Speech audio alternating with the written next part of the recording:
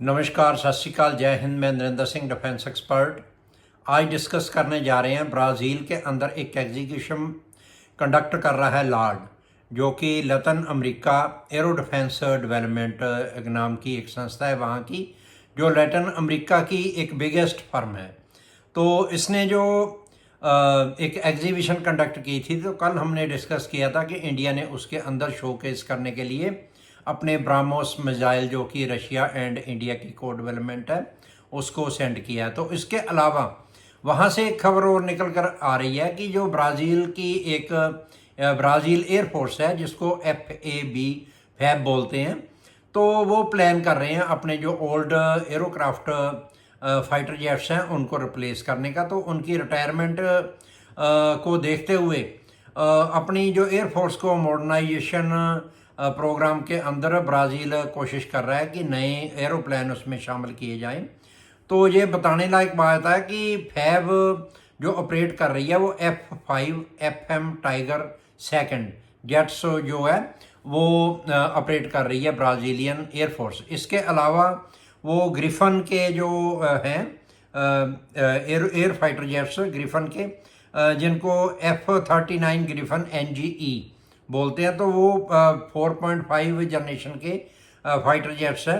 वो 36 यूनिट जो Brazil fab है वो यूज़ कर रही है। और जो हमने टाइगर 2 बताया है F5FM, तो वो 40 नंबर के आसपास वो ऑपरेट कर रहे हैं।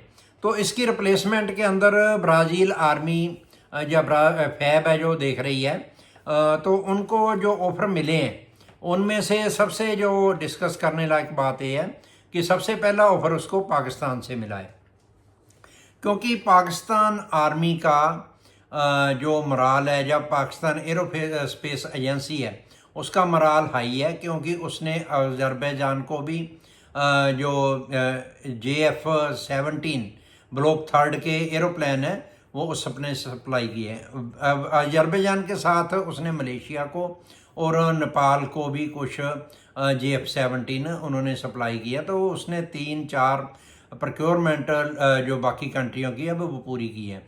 तो उन्होंने ब्राज़ील के लिए भी ऑफ़र दिया है कि वो JF-17 ब्लॉक 3 के जो फाइटर जेट्स हैं वो प्रोवाइड कराएंगे। तो इसके लिए ये एक मल्टी रोल फाइटर जेट है जो को developed by Pakistan and China है।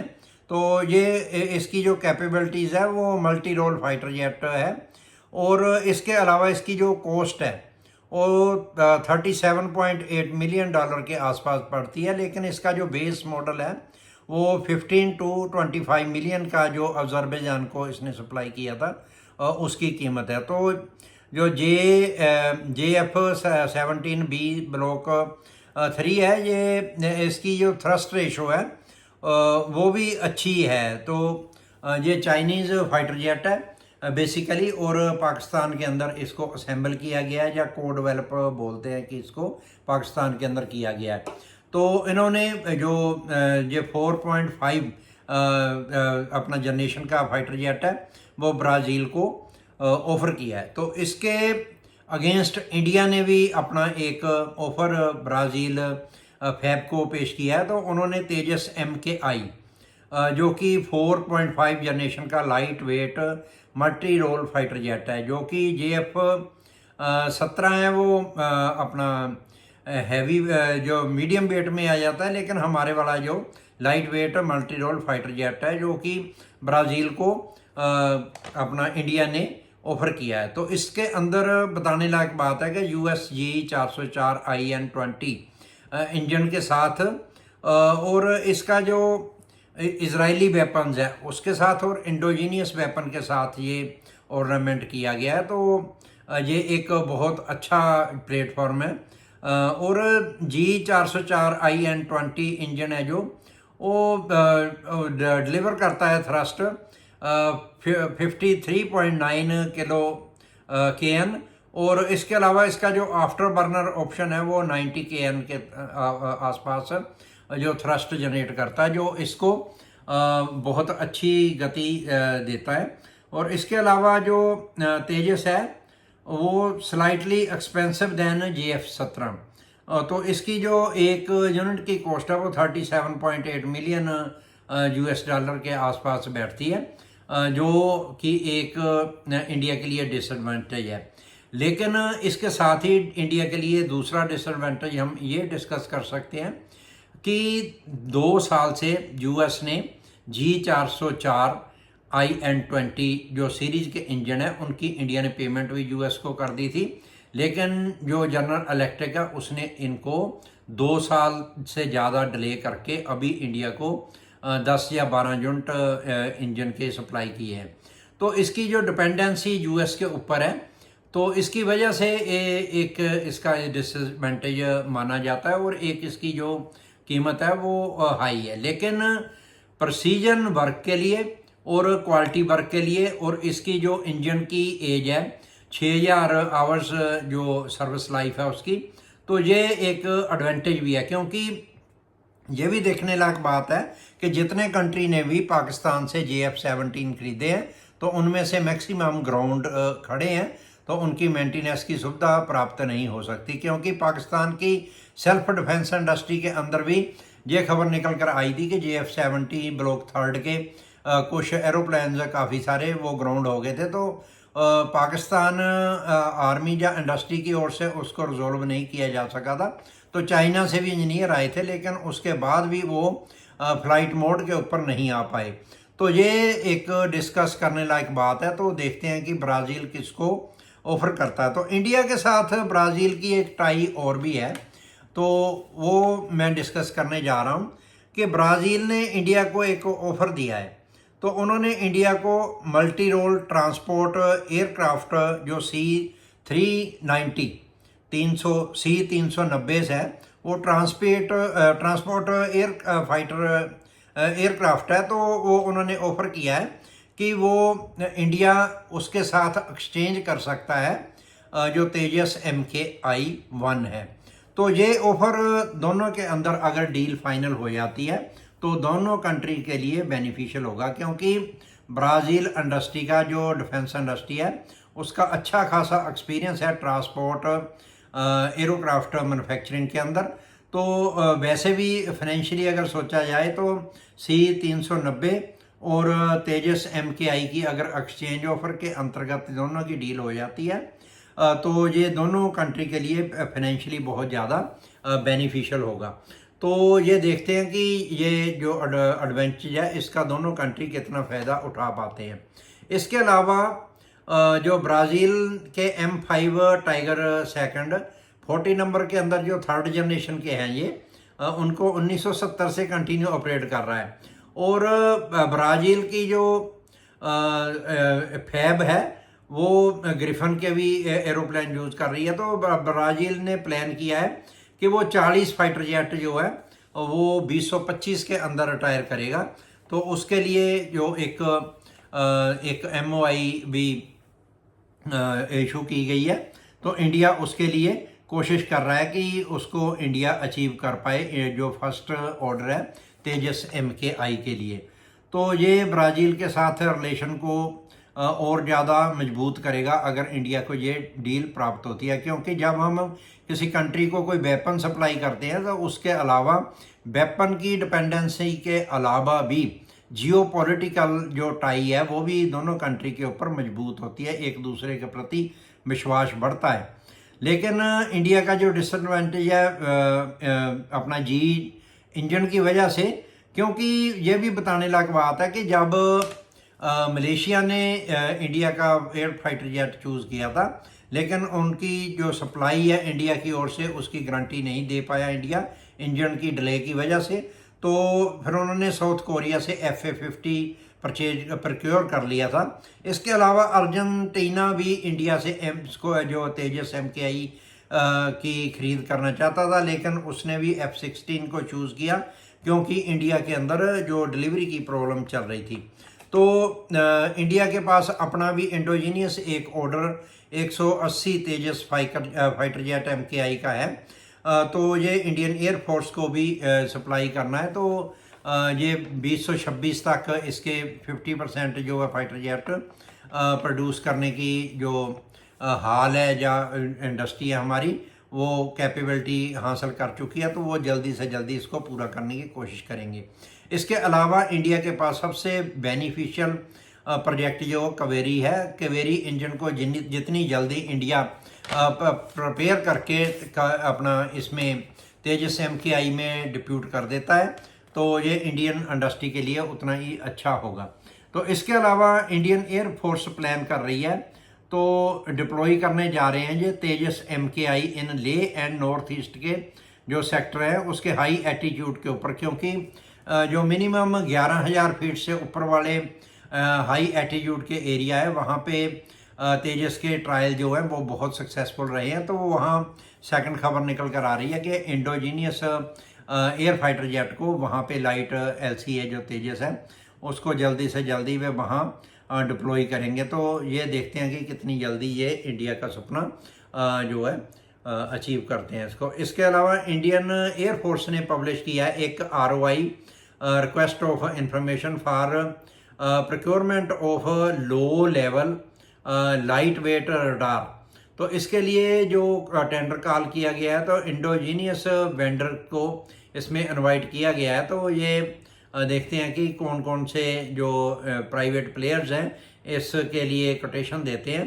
तो ये डिप्लॉयमेंट करने जा रहे हैं इंडिया इसकी नॉर्थ ईस्ट और ले एरिया के अंदर जो हैवी रडार जहाँ पे डिप्लॉय नहीं किए जा सकते, तो वहाँ पे लो लेवल जो 6,000 मीटर या 20,000 फीट तक का एरिया है, हाई एटीट्यूड है, उसके ऊपर डिप्लॉय करने के लिए ये एक MOI इंडियन एयर फोर्स की ओर से दी गई है।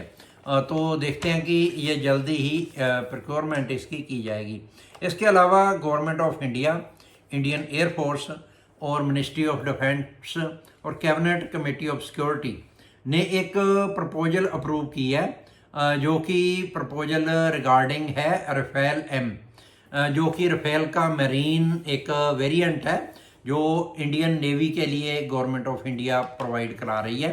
तो उसके लिए अप्रूवल जो फाइनल है, क्योंकि इसके ऊपर जो काफ़ी देर से फ्रांस के साथ बातचीत चल रही थी, तो ये प्रोक्योरमेंट जल्दी से जल्दी ऑन द वे हो जाएगी। तो इसके लिए गवर्नमेंट ने 6,300 करोड़ 63,000 करोड़ रुपया जो है इसके लिए अप्रूव किया है। तो ये डील जो है जल्दी से जल्दी हम आशा करते हैं कि इंडियन आर्मी और इंडियन नेवी की कॉम्बैट कैपेबिलिटी है उनको बढ़ाने के लिए, और इसके साथ ही ये हमारी डिफेंस टाई है फ्रांस के साथ, उसको भी ये पार्टनरशिप को मजबूत करेगी। इसके अलावा एक डील, इस डील के ऊपर जो बातचीत चल रही थी वो जून 2024 से चल रही थी। तो इसके अंतर्गत जो इंडिया प्रोक्योर करने जा रहा है उसके अंदर 22 Rafale M single seat variant जो है वो प्रोक्योर किए जाएंगे। इसके अलावा 4 जो है डबल ट्विन सीट वाले air fighter jet Indian navy के लिए, जो कि एज ए ट्रेनिंग के लिए यूज़ किए जाएंगे। तो टोटल 22 + 4 26 नंबर में राफेल M को इंडिया प्रोक्योर करना जा रहा है। तो ये जो सप्लाई है वो इंडिया को 3 से 5 साल के अंदर अंदर फ्रांस ने बोला है कि वो प्रोवाइड करा दी जाएगी। इसके अलावा बताने लायक बात ये भी है कि इंडियन एयर फोर्स ने 36 राफेल जो है वो फ्रांस से पहले भी प्रोक्योर किए थे, जो कि इंडियन आर्मी या इंडियन एयर फोर्स यूज़ कर रही है। ये 26 जो है वो इंडियन नेवी के लिए होंगे। तो वो 5,900 करोड़ रुपए की जो डील एक फ्रांस के साथ पहले भी इंडिया ने की थी, तो दोनों कंट्री के अंदर एक अच्छी पार्टनरशिप एयर फाइटर जेट के रिगार्डिंग मिल रही है। तो ये बताने लायक बात है कि INS विक्रमादित्य के ऊपर इंडिया जो रशियन ओरिजिन के MiG-29K वर्जन के जो एयर फाइटर जेट है वो डिप्लॉयड किए हुए हैं। ये जो इंडिया का एक इंडोजीनियस एयरक्राफ्ट कैरियर है विक्रांत, उसके ऊपर डिप्लॉय करने के लिए फ्रांस से जो नई प्रोक्योरमेंट की जा रही है। तो हम आशा करते हैं कि ये डील जल्दी जल्दी डिलीवरी इसकी इंडिया को मिले। इसके अलावा हमारी जो जियो पॉलिटिकल टाइज़ हैं वो एशियन कंट्री के अंदर जो गल्फ़ है वहाँ पे इंडिया ने मजबूत करने के लिए वहाँ के जो क्राउन प्रिंस है शेख हमदन बिन मोहम्मद बिन राशिद अल मखदूम, तो वो 4 दिन के एक विज़िट के ऊपर जो है 2025 में अप्रैल के अंदर आए हुए हैं। तो 8 अप्रैल से उनका ये विजिट स्टार्ट हुआ है। इसके अलावा वो डिस्कस करेंगे इंडिया की जो डिफेंस टाई है वो यूएई और दुबई के साथ उसको मजबूत करने के लिए, और उनका इंडिया के साथ बहुत ज़्यादा लगाव है। उनकी जो एक डॉटर का बर्थ हुआ था तो उन्होंने उसका नाम भी हिंद नाम से बताने लायक बात है कि उसका नाम हिंद रखा था। तो उसका मतलब है कि बहुत बहुत पावरफुल और ये इंडिया के साथ उनकी एक लगाव है। इसके अलावा जो डील उन्होंने इंडिया के साथ साइन की है तो उन्होंने उसके अंदर जो IIM के 2 कैंपस जो है दोनों कंट्री मिलके जो बनाएंगे तो उसकी इस्टेब्लिशमेंट की जाएगी, एक की अहमदाबाद इंडिया के अंदर और सेकंड की दुबई के अंदर।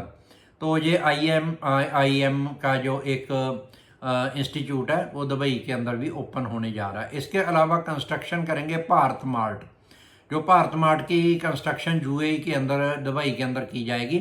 इसके अलावा जो India UAE friendship hospital Dubai के अंदर इंडिया इस्टेब्लिश करेगा। तो ये सेकंड खबर वहाँ से निकल कर आई है जो ट्रीटीज़ हुई हैं।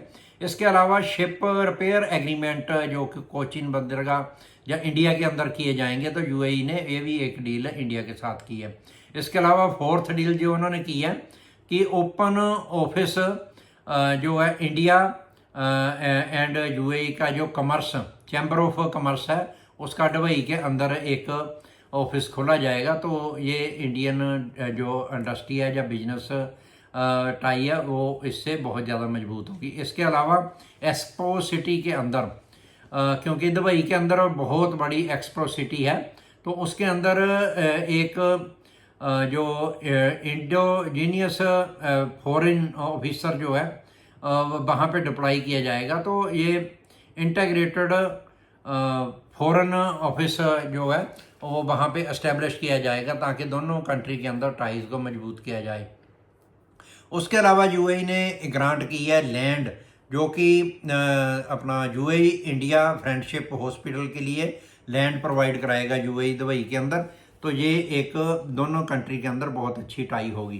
तो इस मीटिंग के अंदर prime minister mister Narendra Modi और defence minister mister Rajnath Singh, इसके अलावा जो इंडियन डेलीगेट के साथ मिस्टर पीयूष गोयल जो इंडियन कैबिनेट मिनिस्टर है वो इसमें शामिल हुए हैं। तो यूएई की तरफ से क्राउन प्रिंस के अलावा डिफेंस मिनिस्ट्री के साथ उनके जो वहाँ के बिजनेस या फॉरेन मिनिस्टर है वो, इंडस्ट्रियल मिनिस्टर और डिफेंस मिनिस्टर उनके साथ और बिजनेस डेलीगेट इसमें शामिल था। तो ये उनकी विजिट एक बहुत सक्सेसफुल इंडिया के साथ रही है। तो इससे इंडिया और यूएई की और टाई मजबूत होगी। इसके अलावा डिफेंस मिनिस्ट्री ने एक डील लिंक की है बेल के साथ, भारत इलेक्ट्रॉनिक्स लिमिटेड के साथ, जो कि 2385 करोड़ रुपए की एक electronics warfare suit and aircraft modification kit जो है बेल इंडस्ट्री प्रोवाइड कराएगी, जो कि होगी MI-17VS हेलीकॉप्टर्स के लिए। तो ये 2385 करोड़ रुपए की डील जो है वो बेल भारत इलेक्ट्रॉनिक्स लिमिटेड के लिए होगी। तो मेरे को लग रहा है कि आपको ये मेरे कंटेंट आज के पसंद आए होंगे। मैं रिक्वेस्ट करता हूँ कि इसको शेयर, लाइक और मेरे चैनल को सब्सक्राइब कीजिए। नमस्कार, जय हिंद, सत श्री अकाल।